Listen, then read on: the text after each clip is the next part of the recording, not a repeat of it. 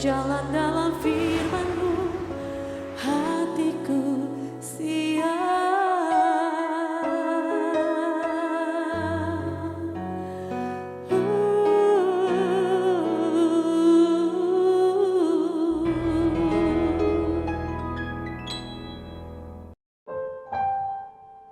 Shalom, selamat malam God Lover yang dikasihi oleh Tuhan Yesus Kristus.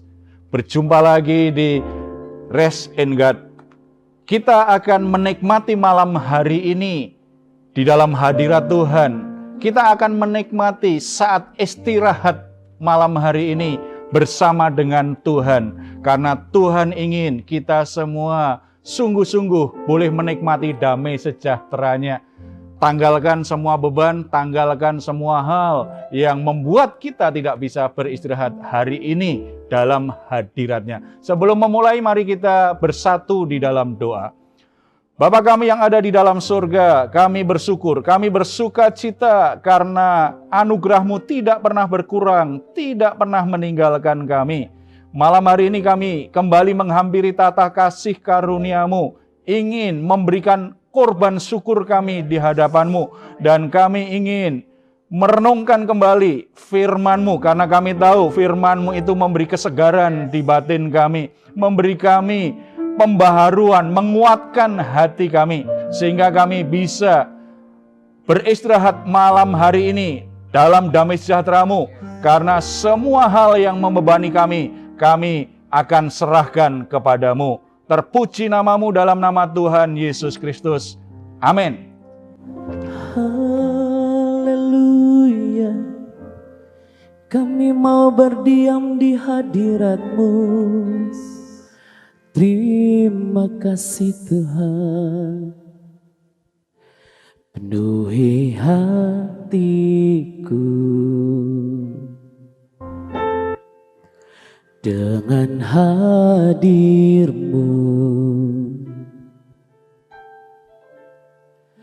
Ku rindu memandang wajah-Mu, oh Tuhan, di dalam kekudusan-Mu. Bawa ku dekat dalam hati-Mu.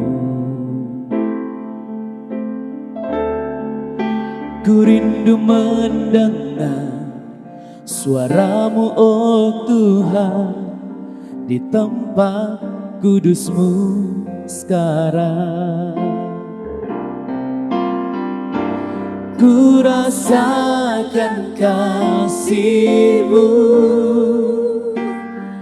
dan indahnya kekudusan-Mu, penuhi dengan kasih-Mu. Diam di hadirat-Mu, ku mengangkat tanganku dan ku bersyukur menyembah-Mu, penuhi dengan kasih-Mu. Diam di hadirat-Mu, penuhi hati kami Tuhan. Penuhi hatiku dengan hadir-Mu. Ku rindu memandang wajah-Mu, oh Tuhan, di dalam kekudusan-Mu. Bawa ku dekat dalam hati-Mu. Kami rindu, ku rindu mendengar suara-Mu, oh Tuhan, di tempat kudus-Mu sekarang. Mari rasakan, ku rasakan kasih-Mu dan indahnya kekudusan-Mu, penuhi dengan kasih-Mu. Diam di hadirat-Mu, ku mengangkat tanganku dan ku bersyukur menyembah-Mu, penuhi dengan kasih-Mu. Diam di hadirat-Mu. Haleluya, kami rasakan kasih-Mu, kami rasakan indah bersama-Mu Tuhan. Kami mau berdiam diri di hadirat-Mu, kami mau memuji-Mu Tuhan dalam roh dan kebenaran. Kemuliaan hanya bagi-Mu, kami sanjung Engkau Tuhan, kami tinggikan nama-Mu, sebab Kau Allah yang setia.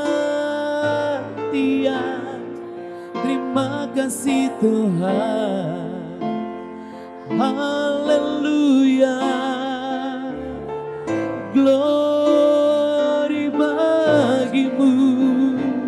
Kami rasakan kasih-Mu, kami nikmati hadirat-Mu. Glory bagi-Mu, kemuliaan bagi-Mu Tuhan.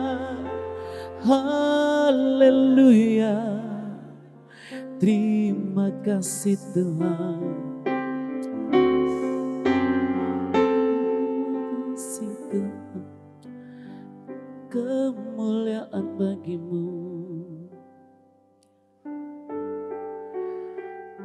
Sebab Kau terlalu besar,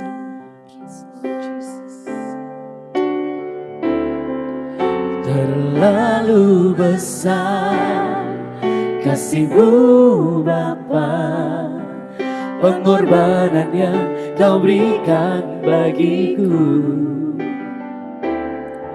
Terlalu mahal kasih-Mu Yesus, tercurah untuk menebus hidupku.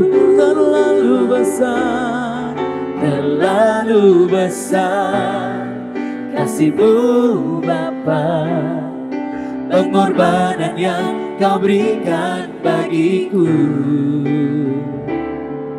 Terlalu mahal darah-Mu Yesus, tercurah untuk menebus hidupku, tercurah untuk menebus hidupku. Mengingatkan kita betapa luar biasanya kasih Tuhan kepada kita. Kita sering menyanyikan lagu ini dan kita banyak tahulah tentang ayat firman Tuhan bahwa Tuhan sungguh-sungguh mengasihi kita, bahkan darahnya tercurah untuk kita. Tapi kadang-kadang sebagai orang Kristen kita juga bisa kecewa dan mungkin terganggu kepercayaan kita kepada Tuhan. Dan mungkin hari ini juga lah, mungkin kita mengalami perjalanan yang mengecewakan itu. Sepertinya Tuhan tidak berpihak kepada kita. Atau ada teman atau sahabat saudara kita mengalami seperti itu. Ada yang mau sharing tentang pengalaman yang seperti itu enggak? Saya mau sedikit sharing, Pak.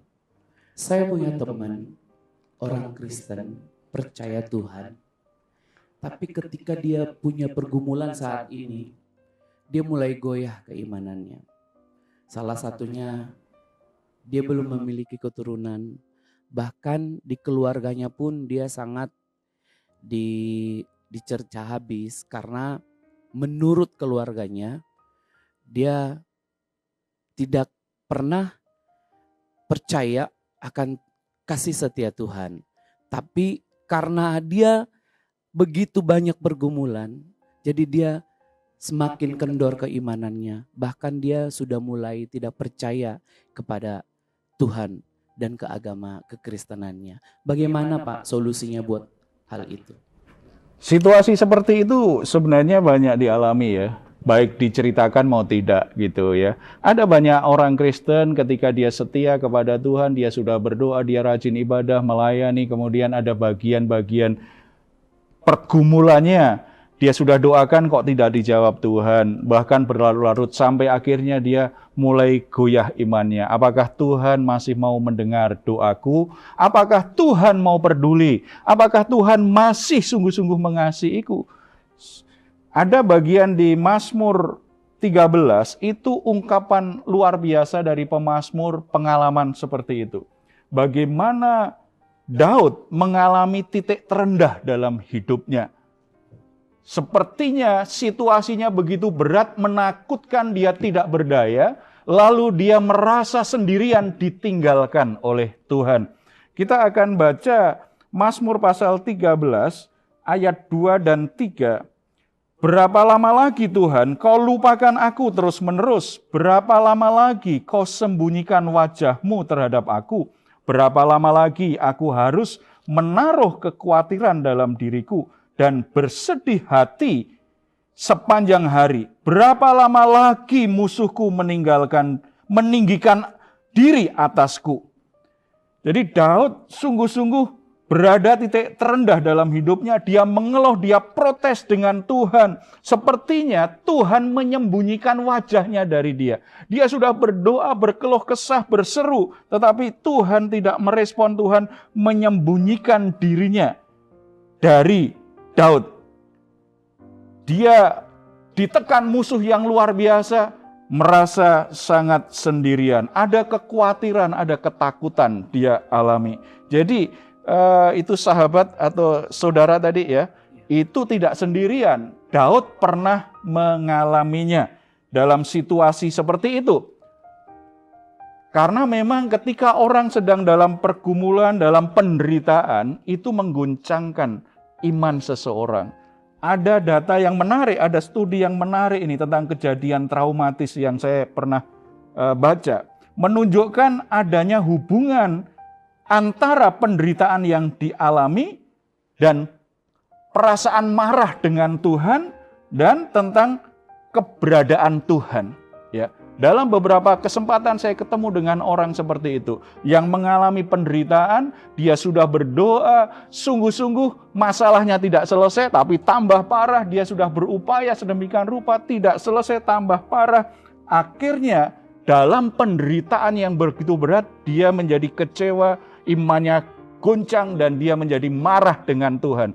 Ketika dia menjadi marah dengan Tuhan, dia mulai bertanya, apakah Tuhan sungguh-sungguh ada? Mulai mempertanyakan keberadaannya. Bahkan studi itu menarik kalau kaitannya dengan soal keturunan. Dalam studi itu dicontohkan 33% orang tua yang menderita akibat kematian anaknya, mereka berkata bahwa mereka mulai meragukan tentang Tuhan.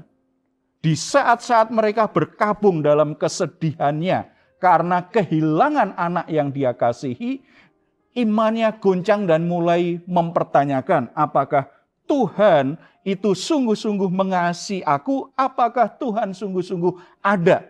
Kenapa orang yang begitu aku kasihi, anak yang begitu aku kasihi, aku sudah berdoa, aku sudah berupaya, tetapi kenapa akhirnya mati juga?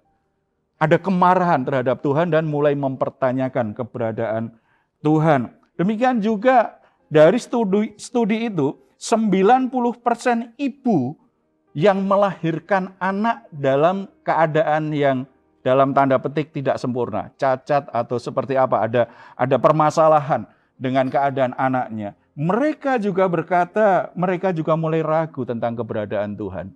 Kalau Tuhan yang memberi anak ini kepadaku, kenapa anak ini lahir cacat? Mereka menjadi kecewa, marah dengan Tuhan.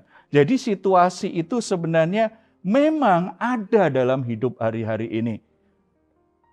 Alkitab mencatat pergumulan Daud dia mulai mempertanyakan Tuhan, merasa ditinggalkan Tuhan. Berarti apa yang ditulis di sini mewakili banyak orang pernah mengalaminya. Cuma Daud akhirnya mengambil sikap yang tidak mau menyerah dengan keadaannya, larut dengan perasaan marahnya. Apa yang dia lakukan? Apa yang dilakukan Daud pada saat dia merasa putus asa, marah, dan depresi seperti itu? Ayat 4 dan 5. Pandanglah kiranya, jawablah aku ya Tuhan Allahku. Buatlah mataku bercahaya, supaya jangan aku tertidur dan mati. Supaya musuhku jangan berkata, aku telah mengalahkan dia. Dan lawan-lawanku bersorak-sorak apabila aku goyah. Yang dilakukan Daud apa? Ketika dia mulai sadar, imannya mulai goyah. Karena kekecewaan, kemarahan.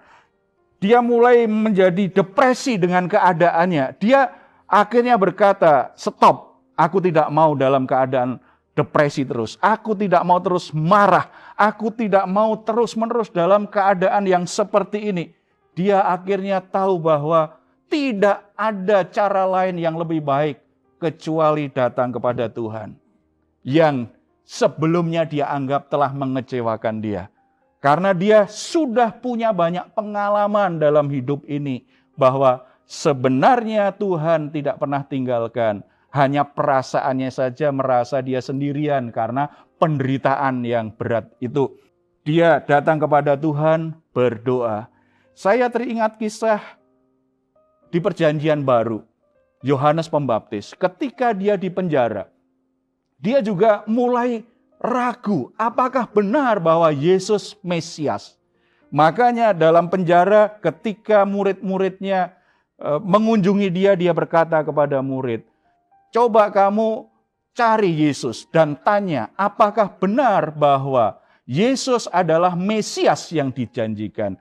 Ini agak aneh, karena sebelumnya ketika di awal Yesus mau mengawali pelayanannya, Yohanes Pembaptislah yang berkata, ini anak domba Allah yang mengangkut dosa manusia, yang menghapus dosa manusia. Yohanes Pembaptis dengan lantang dia mendeklarasikan bahwa Yesus adalah anak domba Allah, Mesias yang dijanjikan. Tetapi ketika dia di penjara dan menunggu ajal karena pasti akan dihukum mati, ada kegelisahan dan imannya menjadi goyah. Dia minta murid-muridnya untuk tanya Yesus, apa benar? Apa yang dikatakan Yesus? Menarik sekali, Yesus tidak berkata, ya aku Mesias itu. Tidak, Yesus berkata kepada para murid Yohanes, kembali ke gurumu dan katakan, orang buta melihat, orang lumpuh berjalan, orang mati dibangkitkan. Berarti bagaimana caranya untuk kembali membangkitkan iman kita ketika kita dalam kekecewaan, keraguan. Ingat kembali apa yang sudah Tuhan kerjakan dalam hidup kita. Ingat kembali bagaimana Tuhan menolong kita. Ingat kembali berbagai keajaiban yang Tuhan pernah kerjakan dalam hidup kita. Ingat kembali bagaimana Tuhan melakukan mujizat dalam hidup kita, dalam kehidupan orang-orang yang kita kenal. Datang kepada Tuhan, berdoa, mengingat kembali. Jangan hanya fokus dengan situasi sekarang. Ingat bagaimana Tuhan bekerja. Dan bangun mezbah, naikkan pujian, penyembahan. Seperti yang kita lakukan di Rest and God ini. Kita membangun mezbah bagi Tuhan ketika kita kecewa, ketika kita marah, ketika kita terpuruk, ketika kita merasa putus asa. Ketika kita mulai stres dan depresi. Kenapa tidak menghampiri Tuhan? Hampiri Dia karena Dia selalu mengulurkan tangan. Dan salah satu berkat terbesar sebagai orang Kristen apa? Di dalam Yesus Kristus, semua jurang pemisah itu sudah diselesaikan oleh Yesus. Kita punya kesempatan termulia terbesar sebagai manusia. Boleh menghampiri tahta kasih karunia Tuhan tanpa rasa takut. bangun doamu kembali, bangun keintimanmu. Jadi dalam doa itu bukan sekedar kita minta tolong, tetapi kita juga bisa curhat, luapkan isi hatimu yang engkau rasakan, dan nikmati keintiman dengan Tuhan. Ketika kita menikmati keintiman dengan Tuhan itu, iman kita yang goyah mulai tertata. Amin. Mulai ditegakkan kembali. Keraguan kita, apalagi kita mengingat apa yang pernah Tuhan kerjakan dalam hidup kita. Hati kita kembali berkobar bagi Tuhan. Amin. Iya ya Pak, berarti doalah yang menjadi solusi dari setiap pergumulan yang kita hadapi daripada mendengarkan kata-kata yang nggak bermakna sama sekali ya Pak ya. Iya betul. Iya, kalau kita belajar dari Daud ini kan jelas sekali ya. Sementara banyak orang Kristen kadang-kadang doa kan hanya sekedar rutinitas. Atau kalau enggak doa berarti permohonan. Kalau ada masalah baru berdoa. Tetapi kalau semuanya baik-baik saja nggak perlu berdoa. Gitu kan. Jadi kalau makan enak doanya cepat. Tetapi kalau makannya nggak enak gitu makannya panjang dengan penuh rintihan. Seperti itu ya. Enggak, doa itu bicara sebuah relasi. Dan tujuan utama doa bukan sekedar mengucapkan kata-kata, tetapi membangun keintiman dengan Bapa di surga. Nah, kalau ada keintiman seperti itu, makanya kita akan kembali terkesan dengan pribadi Bapa yang luar biasa itu. Hati kita kembali berkobar untuk mengasihi Dia. Iman kita menjadi bangkit. Ini yang terlihat dari pribadi Daud. Begitu dia dalam keadaan depresi, kecewa, tidak lagi percaya Tuhan, mulai ragulah imannya terhadap Tuhan. Dia datang kepada Tuhan, membangun kembali mezbahnya, membangun keintiman dengan Tuhan. Yang terjadi apa? Ayat 6 itu luar biasa. Tetapi aku kepada kasih setiamu aku percaya. Hatiku bersorak-sorak karena penyelamatanmu. Aku mau menyanyi untuk Tuhan karena Ia telah berbuat baik kepadaku. Jadi ada perubahan yang dialami oleh Daud ketika dia menghampiri Tuhan. Ketika dia berdoa. Ketika dia memuji, menyembah Tuhan dan mencurahkan isi hatinya kepada Tuhan, ada perubahan di batin Daud. Yang pertama yang terjadi apa? Terjadi perubahan dari keraguan menjadi beriman kepada percaya. Tadi dia berkata kan, tetapi aku kepada kasih setiamu aku percaya. Yang berkata ini adalah barusan dia berkata, kenapa Tuhan tinggalkan aku? Kenapa engkau memalingkan wajahmu? Mengapa engkau menyembunyikan wajahmu? Kenapa engkau biarkan aku khawatir terus? Yang berbicara orang seperti itu loh. Tetapi begitu dia menghampiri Tuhan, membangun mezbahnya kembali, membangun keintimannya dengan Tuhan, hatinya berubah. Dia mulai melihat kasih setia Tuhan. Seperti yang dikatakan Yesus kepada murid Yohanes Pembaptis. Ingat kembali pekerjaan Tuhan. Ingat kembali kasih Tuhan yang pernah engkau alami. Yang pernah engkau lihat. Yang pernah engkau dengar. Begitu dia mulai mengingat kembali itu dalam hadirat Tuhan. Dia mulai teringat semua kan. Biasanya kalau kita dekat dengan seseorang itu kenangan-kenangan masa lalu itu mulai teringat. Nah ini kalau kenangan masa lalu bersama dengan Tuhan itu membangun iman, mengobarkan hati yang semakin mengasihi Tuhan. Makanya kemudian dia berkata, kepada kasih setiamu aku percaya. Tidak hanya itu, Daud kembali berubah dari sisi kata-katanya. Sebelumnya lebih banyak keluhan-keluhan. Kenapa engkau memalingkan wajahmu? Kenapa engkau biarkan aku dalam kekhawatiran? Kenapa engkau biarkan musuhku mengancam aku? Berubah menjadi sebuah puji-pujian. Hatiku bersorak-sorak karena penyelamatanmu. Aku mau menyanyi untuk Tuhan karena Ia telah berbuat baik kepadaku. Luar biasa kan? Amen. Jadi begitu menghampiri Tuhan, membangun mezbah di hadirat Tuhan, memuji, menyembah Tuhan, merenungkan kembali kasih setia Tuhan, pekerjaan Tuhan, keintiman dengan Tuhan mulai terbangun, maka bukan lagi keluh kesah. Masalahnya belum selesai. Situasinya mungkin belum berubah, tetapi hatinya berubah.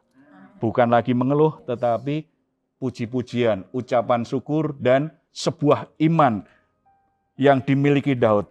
Ia telah berbuat baik kepadaku.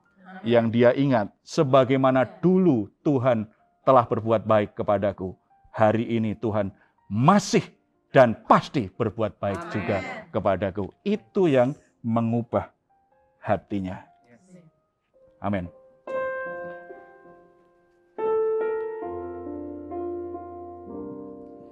Terlalu besar kasih-Mu Bapa, pengorbanan yang Kau berikan bagiku. Terlalu mahal darah-Mu Yesus, tercurah untuk menebus hidup. Terlalu besar kasih-Mu Bapa, pengorbanan yang Kau berikan bagiku. Terlalu mahal darah-Mu Yesus, tercurah untuk menebus hidupku. Saudara-saudara yang dikasihi oleh Tuhan Yesus Kristus, mungkin saat ini saudara sedang dalam penderitaan, dalam situasi yang berat, dan saudara menjadi kecewa dengan Tuhan, marah dengan Tuhan, bahkan mungkin merasa bahwa Tuhan tidak sungguh-sungguh mengasihimu.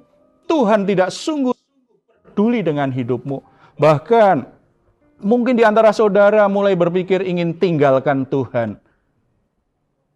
Apa yang dialami Daud menjadi pelajaran dalam hidup kita. Meninggalkan Tuhan bukan solusi. Berkeluh kesah terus bukan solusi. Mengembangkan kekecewaan, kemarahan di hati bukan solusi. Sebagaimana dulu Tuhan mengasihimu, saat ini Tuhan tetap mengasihimu. Amen. Sebagaimana dulu Tuhan peduli denganmu, saat ini Tuhan tetap peduli. Amen. Hampiri Dia, kembali nikmati kebersamaan, nikmati hadirat Tuhan. Kenapa tidak memulai datang kepada Tuhan malam hari ini? Naikkan pujian, puji Dia, sembah Dia, dan nikmati kehadirannya. Ungkapkan perasaanmu, dan biarlah engkau bisa menikmati keintiman bersama dengan Tuhan. Di situ Tuhan akan ungkapkan bagaimana kasih setia-Nya tidak pernah berubah dalam hidupmu. Amin. Kita berdoa. Bapa di surga, Engkau tahu begitu banyak orang harus menjalani kehidupan yang berat, penuh penderitaan. Sesuatu yang membuat stres, tertekan, bahkan depresi. Tuhan tahu keadaan setiap saudara yang mengalami situasi sulit seperti ini. Bahkan mungkin mereka menjadi kecewa, menjadi marah, dan ingin meninggalkan Engkau. Tapi kami bersyukur karena Engkau Bapa yang tidak pernah tersinggung. Engkau Bapa yang sungguh-sungguh mengerti perasaan anak-anak-Mu. Tuhan, mari Engkau nyatakan kehadiran-Mu kepada setiap saudara. Biarlah Roh Kudus mendorong hati mereka. Bukan untuk menjauh dari Tuhan, tetapi untuk menghampiri Tuhan. Dan biarlah mereka semua boleh kembali menikmati kedekatan denganmu, keintiman denganmu. Ingatkan kembali kasih setia-Mu, ingatkan kembali keajaiban pekerjaan-Mu yang luar biasa, sebagaimana Tuhan pernah kerjakan dalam hidup mereka. Bapa berkati, teguhkan iman mereka. Tuhan nyatakan kuasa-Mu yang tidak terbatas, sehingga mereka tidak menyerah, mereka tidak putus asa, mereka tidak berhenti di tengah jalan, tetapi mereka melewati semua pergumulan bersama-sama dengan Tuhan. Terima kasih Bapa. Kami juga teringat untuk situasi dan kondisi bangsa kami. Bersyukur untuk pekerjaan-Mu yang luar biasa, sehingga bangsa Indonesia ini mampu melewati situasi berat di masa-masa pandemi COVID-19. Dan saat ini adalah masa di mana akan terjadi banyak pemulihan, termasuk pemulihan ekonomi. Tuhan berkati semua upaya yang dilakukan pemerintah, semua upaya yang baik yang dari pemimpin-pemimpin bangsa kami Tuhan berkati. Sehingga melalui jerih lelah mereka, bangsa ini beroleh berkat Tuhan, beroleh damai sejahtera dan kesejahteraan yang dari Tuhan. Dalam nama Tuhan Yesus kami berdoa.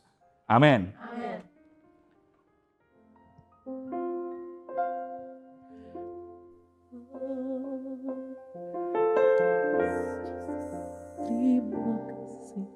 Terlalu besar kasih-Mu Bapa, pengorbanan yang Kau berikan bagiku. Terlalu mahal darah-Mu Yesus, tercurah untuk menebus hidup.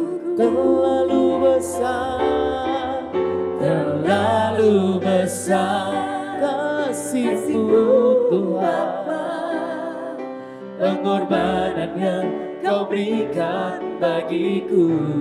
Terlalu mahal, terlalu mahal darah-Mu Yesus, tercurah untuk menebus hidup. Tercurah untuk menebus hidupku.